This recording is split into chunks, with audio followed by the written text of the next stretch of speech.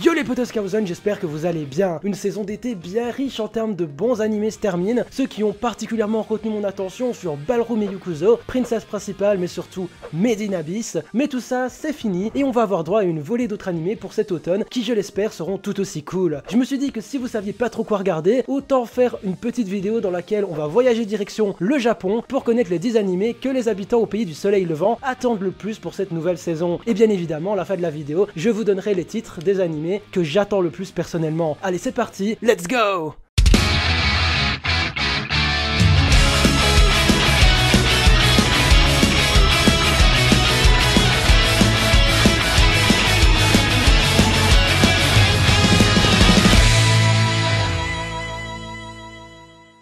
À la 10e place, on retrouve un certain shonen qui a fait pas mal parler de lui ces derniers temps, en bien ou en mal, j'ai nommé Black Clover. Nous aurons donc cet automne l'adaptation du manga Black Clover de Tabata Yuki, animé par le studio Pierrot, et l'animé sera diffusé sur Crunchyroll. Dans un monde magique et féerique, nous allons suivre les aventures de Asta et Yuno, deux amis d'enfance inséparables qui vont tous les deux se jurer de devenir le prochain roi sorcier. Cependant, en grandissant, Yuno deviendra un réel génie de la magie, alors qu'Asta ne semble avoir visiblement aucun pouvoir. À 15 ans, on file un grimoire avec des sorts aux magiciens, alors que la plupart des gens reçoivent un grimoire avec un trèfle à 3 feuilles, Yuno va en recevoir un avec 4 feuilles. Bon, en gros, plus t'as de feuilles, plus t'es censé être puissant. Quant à Asta, eh bien, il n'en aura pas. Mais un jour, lorsqu'il verra Yuno être menacé, ses pouvoirs vont s'éveiller et il obtiendra un grimoire avec un trèfle à 5 feuilles. Dès lors, les deux amis possédant des pouvoirs, ils vont continuer à avoir le même but, à savoir devenir le roi sorcier, tout en suivant des chemins différents. Bon alors, je pense que si on avait fait le même genre de sondage en France, nul doute que Black Clover aurait été large mieux classé. Cependant, je dois vous avouer qu'à titre personnel, je n'aime pas du tout Black Clover. Je pense qu'il jetterait un œil vite fait, mais concernant le manga, j'ai lu les 2 premiers tomes et c'est une réelle déception. Un neketsu sans saveur, répétitif et cliché, une pseudo-rivalité avec des personnages relativement inintéressants. Bref, pour moi, Black Clover est un manga sans intérêt. Si vous voulez un bon neketsu actuel qui apporte du sang neuf au genre et qui est pour le moment absolument parfait à tous les niveaux, même si c'est un nouveau classique et que vous le connaissez probablement, mais sérieusement, portez votre attention sur My Hero Academia. Pour le coup, j'ai vraiment envie d'avoir votre avis sur Black Clover et j'espère que je suis pas le seul à le trouver totalement sans intérêt. J'en parlerai sûrement en long et en large dans une prochaine vidéo, une fois que j'aurai vu l'animé, en tout cas, ça risque d'être drôle. À la 9e place, on retrouve Imotosae Irebali, qui n'est autre que l'adaptation du light novel de Hirasaka Yomi, qui sera adapté par le studio Silverlink. Nous allons suivre dans cet animé le quotidien de plusieurs personnages, notamment Ashima Itsuki, un jeune romancier Siscon, ainsi que sa petite sœur parfaite Ashima Shihiro. Bon, allons tout de même vérifier, mais oui, d'accord, c'est bien ce qui me semblait, un anime incestueux. Non, les japonais, vous m'emmerdez à être autant à attendre ce genre d'animé, sérieusement. Allez, numéro 8, Sangatsu no Lion, seconde saison.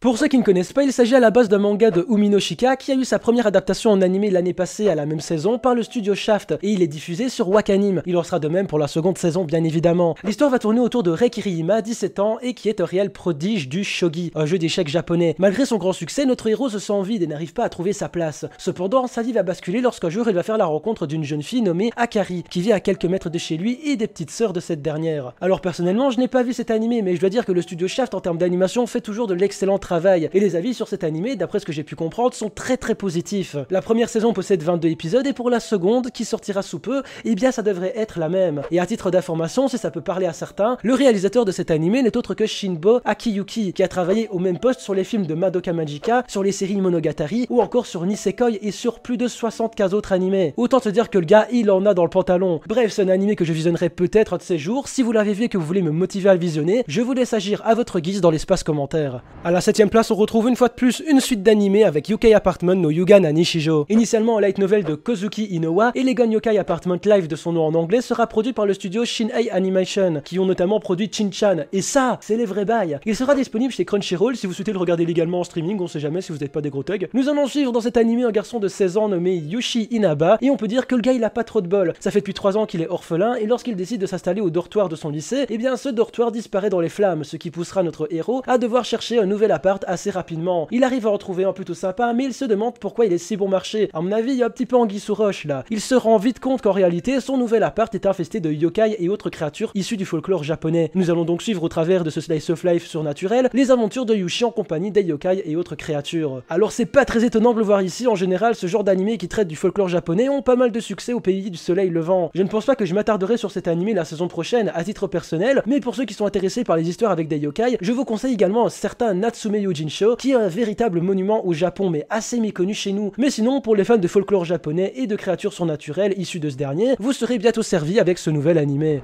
Bon, pour le numéro 6, je m'adresse aux fans d'idoles japonaises ou encore mieux, aux fans de la célèbre série Love Live, car vous aurez droit très bientôt à la seconde partie de Love Live Sunshine. La diffusion continue sur Wakanim et pour la production, on reste avec le studio Sunrise. En réalité, Love Live Sunshine n'est autre qu'un spin-off de la célèbre série Love Live. Nous allons continuer de suivre les aventures de Takamishika et sa bande en quête de devenir la nouvelle génération d'idoles en suivant les traces de leur groupe favori. Faudra un jour que je continue mon visionnage de Love Live. Au Japon, c'est un réel culte. Dites-vous qu'à chaque fois qu'un animé ayant un rapport de près ou de loin avec la série Love Live sort à une saison, il sera obligatoirement parmi les animés les plus attendus de cette dernière. C'est une règle d'or. En tout cas, amis fans de Love Live, une fois de plus, vous êtes servis. On entre parmi les 5 animés les plus attendus de l'automne 2017 par les Japonais avec la seconde saison de Ozuki no Reitetsu, un manga de Eguchi Natsumi adapté par Studio Dean qu'on aura l'occasion de visionner une fois de plus chez Crunchyroll. L'histoire raconte le quotidien de Ozuki, un démon au service de Yama, le roi des enfers. Alors autant te dire qu'en tant qu'adjoint du roi, le gars il a un travail assez phénoménal à produire, et donc son emploi du temps est loin d'être de tout repos. Un animé pas mal axé humour, plutôt décalé de type 100% japonais et surnaturel, alors ayant vu la bande-annonce, ça me semble vraiment what the fuck, mais bon, pourquoi pas, après tout puisque what the fuck rime avec Japon, c'est pas étonnant qu'il se retrouve ici. Concrètement, si vous voulez un animé de type comédie pour la saison prochaine, au moins vous savez où aller. Par contre, je pense qu'il serait judicieux de commencer évidemment par la première saison de l'animé, datant de 2014 de seulement 13 petits épisodes. À la 4ème place, on retrouve Imuto Cancer-chan, Umaru-chan. Non mais sérieusement, comment est-ce qu'on peut attendre autant un truc pareil? Je sais pas si je dois rire ou pleurer, mais enfin, cette saison 2 n'est autre que la suite de la première, enfin 6 suites il y a vraiment dans cet animé. Bon, pour ceux qui ne connaissent pas Imuto Umaru-chan, bien que vous ayez probablement déjà vu ce petit personnage, que ce soit sur YouTube, sur des sites vendant des goodies, Kawaii Dumaru, ou encore en convention, il s'agit à la base d'un manga de Sonkaku Head adapté en 2014 en animé par le studio Dagakobo, avec une première saison de 12 épisodes qui nous raconte le quotidien de Doma Taihei, un jeune travailleur salarié, quoi de plus normal, qui doit s'occuper de sa sœur de 16 ans, qui est la plus populaire de son lycée. Elle excelle absolument dans tout ce qu'elle fait, cependant c'est une otaku qui dès qu'elle rentre chez elle devient insupportable. Elle se transforme en petit chibi et passe son temps à regarder la télé, lire des mangas et manger jusqu'au lendemain où elle doit retourner en cours. Bon, autant je comprends qu'on puisse trouver ça mignon, et moi-même j'ai vu cet animé car je trouvais le perso de Maru ultra kawaii et je me demandais d'où sortait la hype autour de ce truc, mais honnêtement c'est un animé tellement vide, que ce soit de par l'intrigue, si on considère vraiment qu'il y en a une, ou même les personnages. En plus c'est pas drôle à mon sens, Umaru a beau être Mimi, c'est un des plus gros persos cancérigènes que j'ai pu voir de toute ma vie, la réalisation casse pas 3 pattes à un canard, alors oui ça tient des propos au moins honorables qui est de dénoncer la société japonaise, que ce soit le monde du travail avec Doma, le fait de devoir soigner son apparence à tout près avec le personnage d'Umaru, ou encore les codes de beauté de la société avec la pauvre Ebina qu'on ne regarde même plus dans les yeux à cause de sa forte poitrine. Mais on n'avait pas besoin de tourner ça en slice of life débilement vide. Je soupçonne au final plus l'animé d'être là pour vendre des goodies kawaii et attirer les kikujap avec le personnage d'Umaru, plutôt que de vouloir tenir de vrais propos intéressants et dénonçant la société japonaise au sein de l'œuvre. Alors si vous avez aimé la première saison et que vous attendez avec impatience la seconde, tant mieux pour vous, sincèrement. Moi je peux juste vous dire que je serais incapable de regarder la saison 2, ça c'est sûr et certain.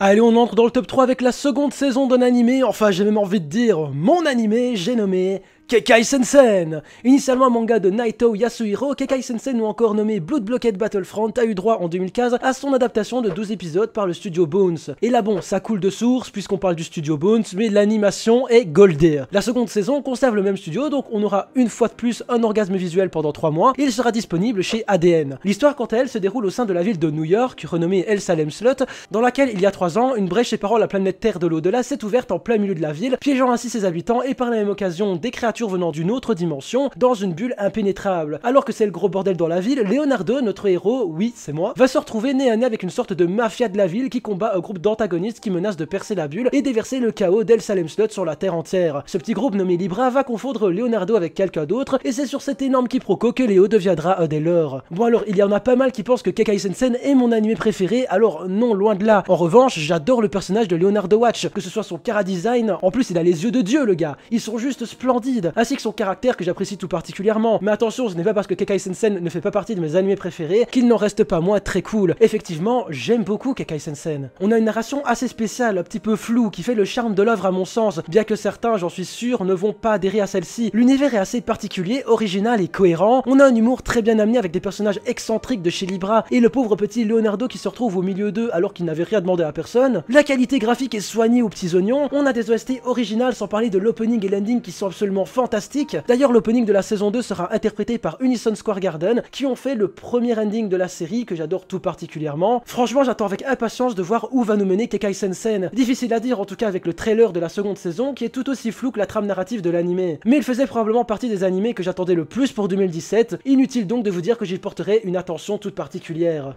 Le second animé le plus attendu par les japonais pour cet automne n'est autre que Osomatsu-san, une série animée parue en 2015 par le studio Pierrot d'après le manga original de Fujio Akatsuka, qui nous raconte la vie de sextuplés de 10 ans assez turbulents qui sont tous amoureux d'une seule et même personne, une jeune fille du nom de Totoko. Cependant, l'animé qui nous intéresse nous racontera la vie de ces sextuplés mais 10 ans plus tard, alors qu'ils sont à la recherche d'un emploi. Enfin, d'après ce que j'ai capté, c'est ça, parce qu'en fait, c'est la troisième adaptation en animé de ce manga, et quand j'ai essayé de regarder le premier épisode, je suis pas sûr d'être tombé sur le bon animé. Bref, en tout cas, il s'agit d'un anime de type slice of life / comédie, et visiblement ça semble être assez populaire au Japon. Il est disponible chez Crunchyroll, et bien que ce soit une œuvre qui visiblement est assez appréciée d'après les quelques recherches que j'ai pu faire, je ne me pencherai pas dessus pour la simple et bonne raison que premièrement ça ne m'intéresse pas spécialement, mais en plus que j'ai pas vraiment envie de me retaper la première saison. Allons passer l'anime le plus attendu de cette saison de la part des japonais, je serais même pas étonné qu'il le soit chez nous aussi. On parle d'un grand nom de l'univers du shonen, ou même je pense qu'on peut le dire de l'univers de la japanimation en général, à savoir Gintama et sa nouvelle saison qui débutera avec l'arc Porori. Inutile je pense de présenter le monument qu'a créé Sorachi Hideaki et qui continuera d'être adapté chez Sunrise. Alors pour ma part j'avais essayé il y a longtemps de regarder Gintama, mais je n'ai pas fort accroché à l'univers, bien que je porte un certain intérêt à la série. J'attends le jour où un messager de Dieu viendra me dire que je dois continuer mon visionnage, mais il aura tout intérêt à être convaincant au vu du nombre d'épisodes que j'ai à rattraper. Honnêtement, j'ai un petit peu la flemme. En tout cas, fan de Gintama, inutile de cacher votre joie, profitez de cette nouvelle saison, mais n'hésitez surtout pas tout de même à accorder un petit peu d'attention aux quelques autres animés qui s'annoncent prometteurs cette saison.